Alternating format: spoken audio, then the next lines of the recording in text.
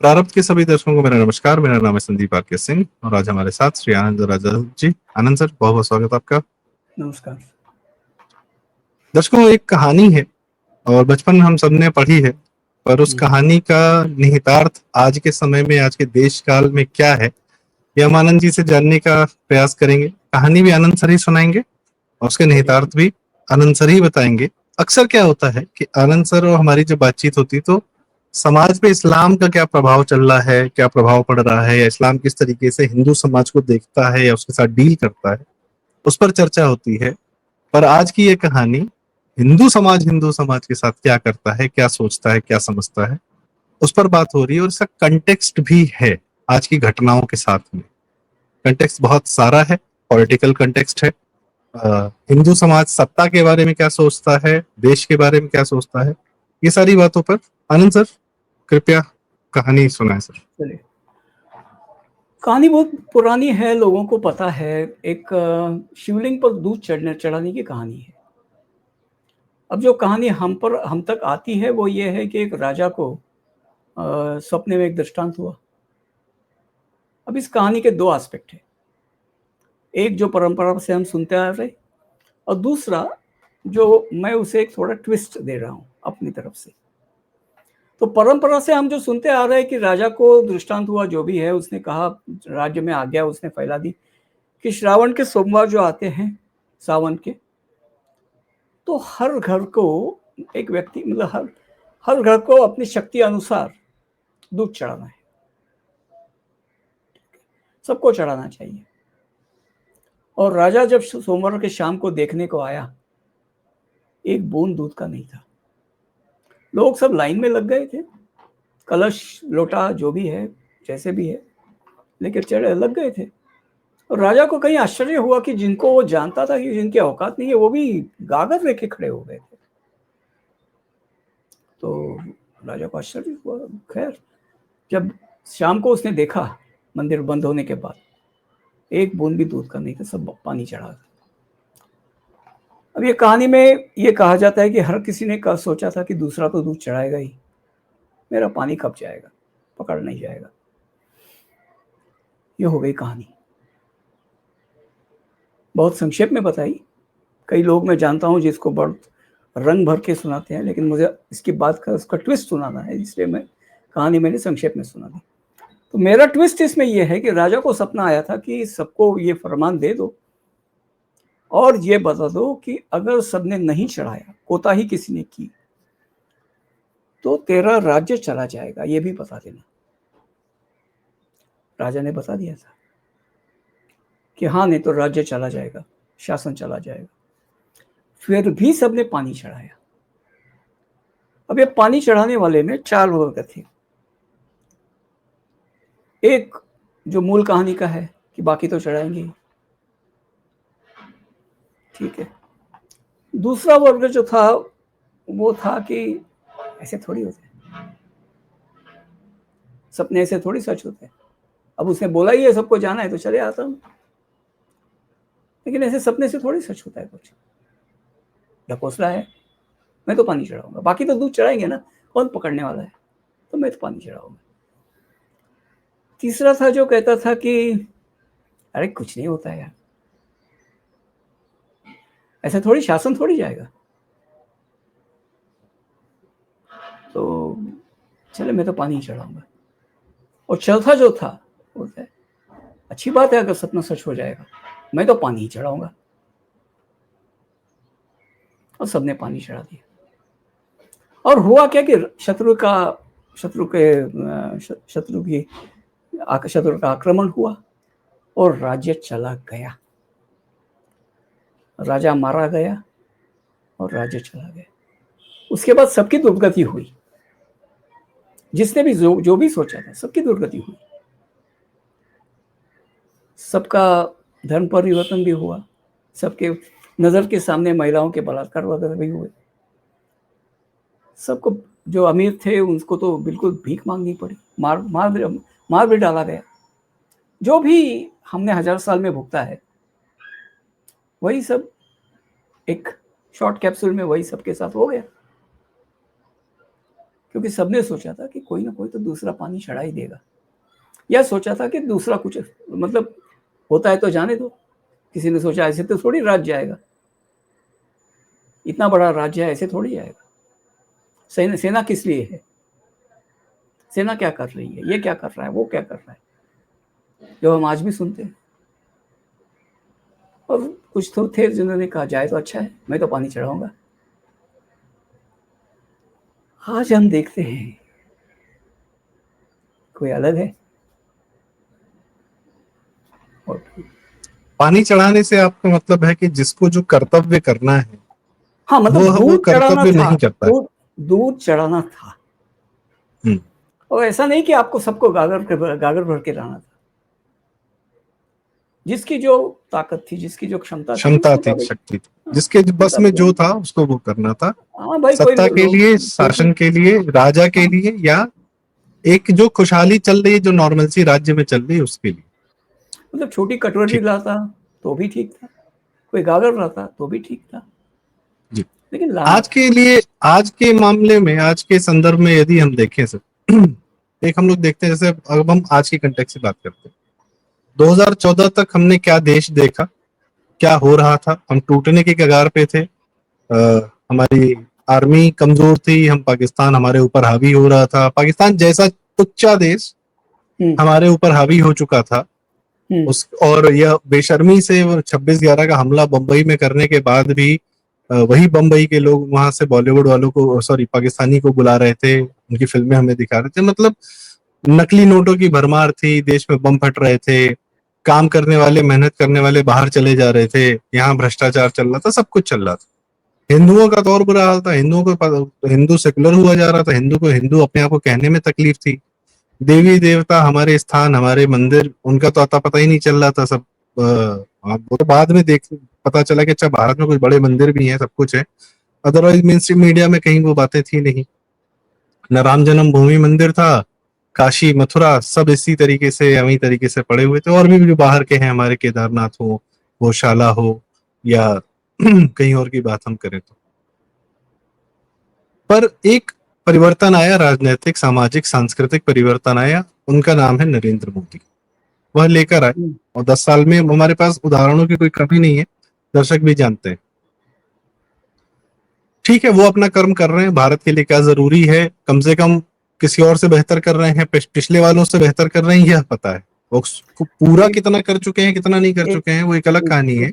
कमियां निकाल सकते हैं। मैं बस छोटी सी बात अपनी कंप्लीट करना चाहता हूँ सर। तो ठीक है, वो अपना कार्य भारत के लिए कर रहे हैं, हम क्या कर रहे हैं भारत के लिए? क्या हम अपना कर्म कर रहे हैं? और बात सिर्फ हमारी नहीं है, कुछ और लोग हैं जो इस चलती हुई धारा में, चलते हुए काम में, ऑपरेशन सिंदूर जैसा पराक्रमी कार्य करने के बाद, 3 दिन में उस पाकिस्तान को मटियामेट करने के बाद भी कुछ लोग हैं जो कह रहे हैं कि अब इनको उतर जाना चाहिए, 75 की उम्र में संन्यास ले लेना चाहिए। चुनाव में जीत भी रहे हैं, जितवा रहे हैं, तो बहुत एहसान जता रहे हैं। और यहाँ जो माहौल सुरक्षा का, शांति का मिला हुआ है, इसकी कोई अहमियत नहीं समझ रहा कि यह राज्य जो चल रहा है, ऐसा चलता रहेगा तो ठीक रहेगा। अदरवाइज जो दूसरा तीसरा आएगा, अटल जी चले गए तो सोनिया गांधी आ गई, फिर जो 10 साल में कांड हुए, कुकर्म हुए, सब हम सबने देखा। फिर केजरीवाल आ गया, वो उसने भी क्या किया, हम सबने देखा। बाहर के गिद्ध भेड़िए किस तरीके से भारत को नोचने के लिए तैयार बैठे हैं, वो भी हमने देखा। नहीं, तो एक्चुअली सर, मैं आपको क्या एक्चुअली मैं आपको किसी को अंदाजा है कि अगर ये शासन चला जाएगा, राजा चला जाएगा, या यह शासन, या हिंदू का जो शासन चल रहा है, यह चला जाएगा, फिर क्या होगा? किसी को अंदाजा भी है सर? देखिए, एक बड़ी दुख की बात यह है कि हमने कांग्रेस काल में जो देखा, या अटल जी के जाने के बाद जो सोनिया के काल में जो देखा, वो हमने कुछ नहीं देखा। जो देख सकते थे वो कुछ नहीं देखा, क्योंकि अटल जी ने कुछ किया ही नहीं। सच पूछो तो कुछ किया ही नहीं, मतलब उन्होंने किए, काफी काम किए, लेकिन जो कल्चरल शिफ्ट वगैरह जो नरेंद्र मोदी ला रहे हैं पॉलिटिक्स में वगैरह, जो मोदी जी ने जो भूचाल लाया है, उस तरह का काम अटल जी ने नहीं किया। अगर मैं कहूं कि अटल जी ने कुछ नहीं किया, तो अटल जी की उपलब्धियां गिनाने कई सारे लोग आएंगे, मैं उनसे डिस्प्यूट नहीं कर रहा हूं। लेकिन जो कल्चरल शिफ्ट मोदी जी लाए, क्या अटल जी लाए थे? नहीं लाए। उन्होंने कहीं ये डिस्टर्ब नहीं किया। जो काम कर सकते थे, मतलब प्रवाह के साथ जो काम कर सकते थे, उन्होंने कई सारे काम किए, नहीं ऐसा नहीं किया। सर वो लेकिन अपने अपने समय काल में 5 साल सरकार चला ले गए विदाउट कांग्रेस, यही बड़ी बात थी शायद, हाँ, मे ठीक बी। है, ठीक है, ठीक है। तो उनके समय उन्होंने जो उनको मुनासिब लगा वो किया। आज हमें कहने में आसानी है कि वो उससे ज्यादा कर सकते थे। भाई बॉल जब आता है ना फास्ट बॉलर का 1 सेकंड के अंदर, तो क्या कर रहा है वो बैट्समैन को ही अंदाजा लगता है। और ये भी बात तय समझ लो कि तेंदुलकर या कोई उससे भी बड़ा विव रिचर्ड्स वगैरह कोई भी हो ना, उसको भी वो भी कभी कभी हमेशा हमेशा कंसिस्टेंटली परफॉर्म नहीं करता।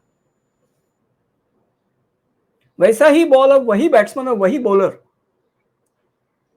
किसी दिन चौका मारते, किसी दिन छक्का भी मारते, किसी दिन प्लेड ही कर दे और कोई दिन आउट भी हो जाए।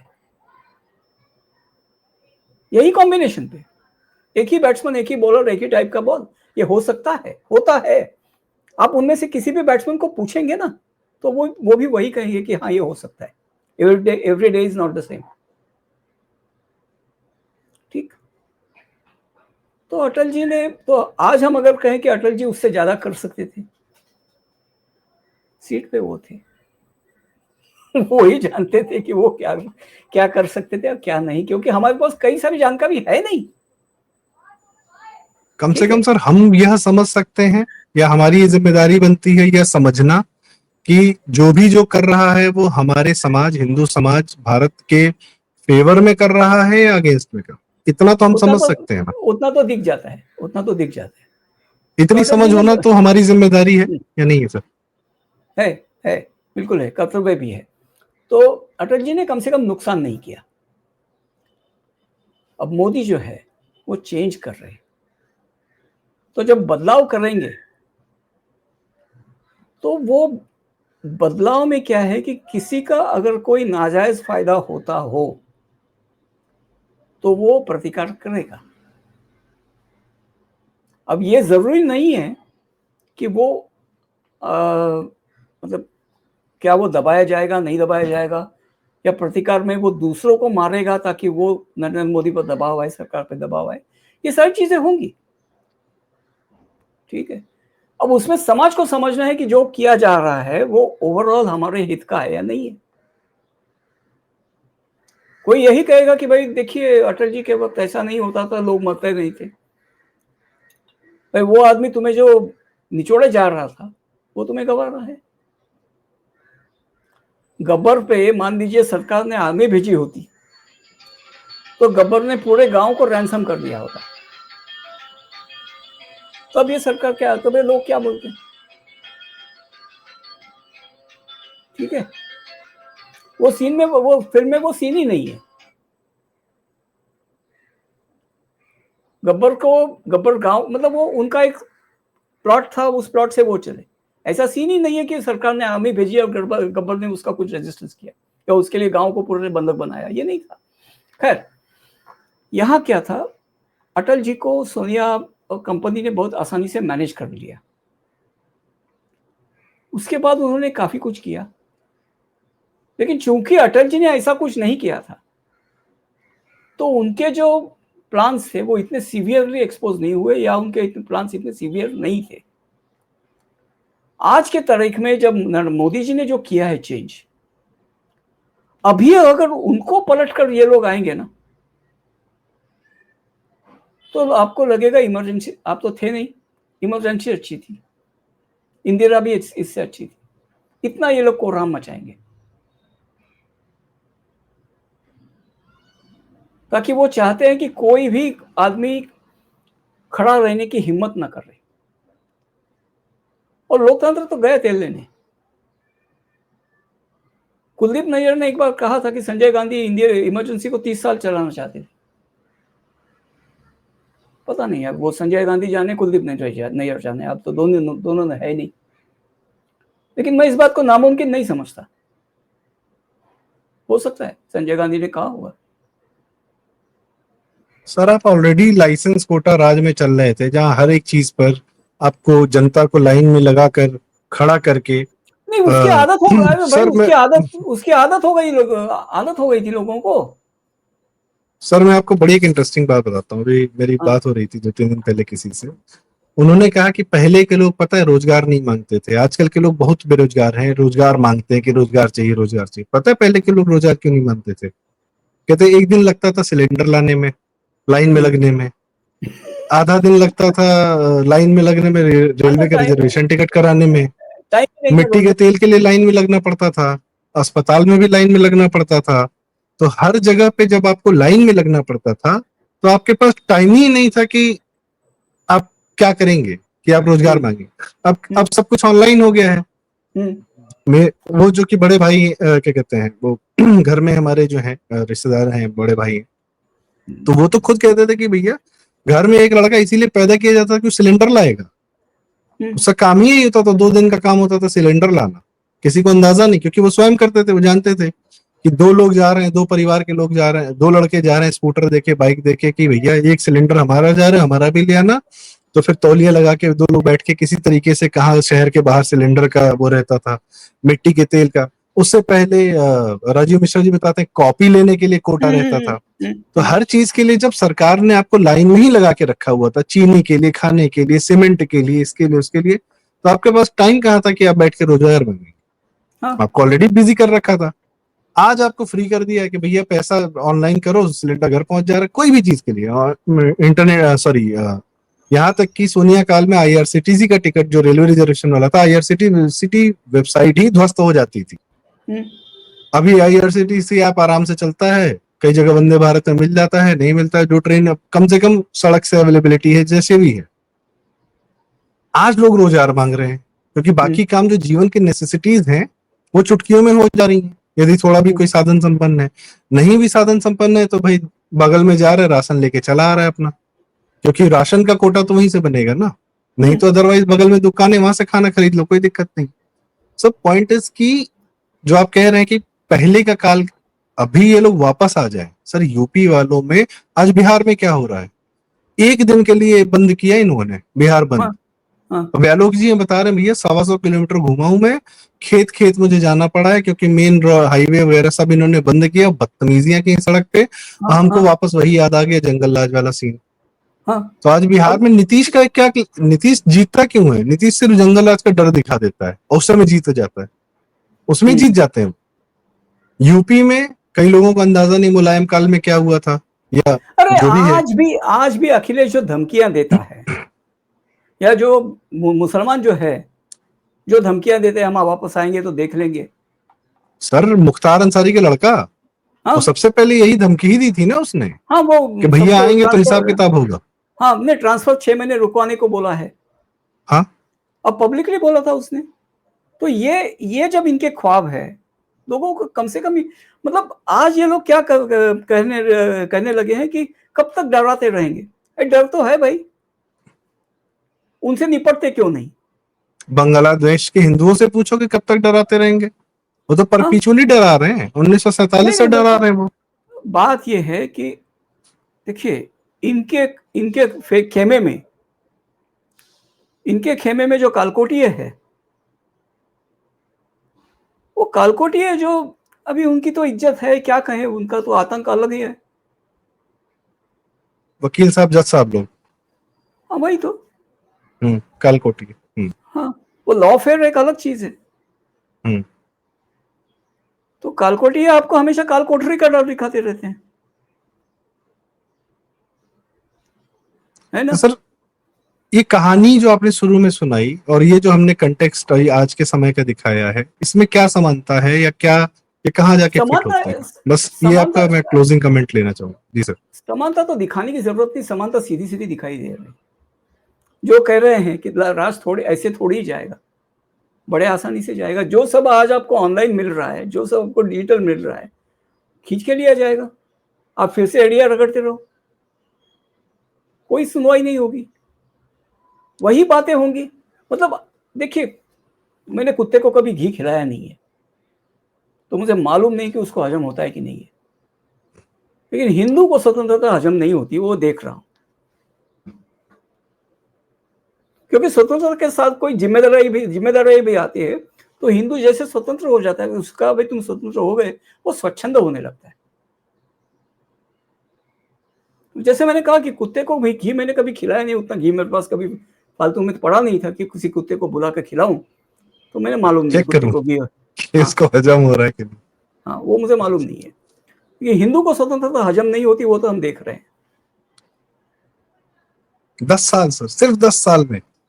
सिर्फ 10 साल में, मतलब जो मुंह बिचका के लोग बात करने लगे हैं ना, अब फालतू में, मतलब एक का मैंने वीडियो देखा, अरे ये तो अंग्रेजों के सामने ऐसा हंस रहा है, ऐसा हंसा जाता है क्या? ये भी मुद्दा है और उसका कोई वीडियो बना रहा है।